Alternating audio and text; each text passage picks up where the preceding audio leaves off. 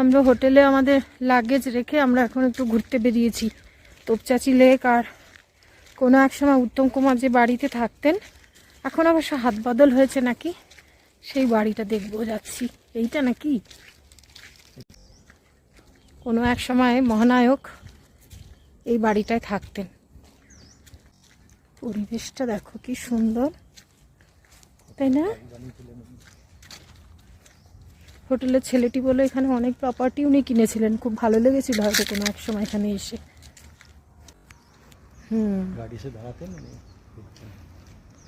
ধরো একটু দেখি, কিছুই তো নেই।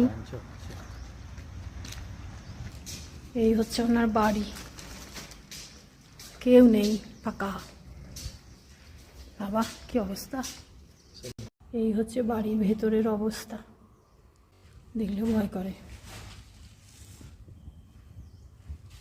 কিছুই নেই আর, তবুও উনি কোনো এক সময় ছিলেন, সেটাই স্মৃতি। যারাই এখানে আসে তারাই দেখে যায় মহানায়কের স্মৃতি বিজড়িত এই বাড়িখানা।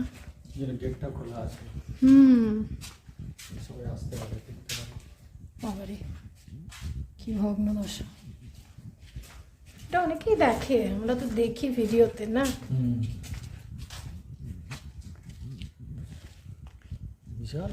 বিশাল বড় এলাকা নিয়ে ওনার বাড়ি।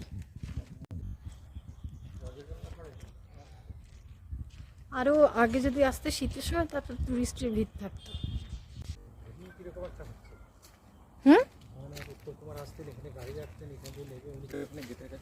আচ্ছা, সাইনবোর্ড ওই গেটটা কি বেরোবো বললাম, চলে আমরা এখান দিয়ে ঢুকেছি।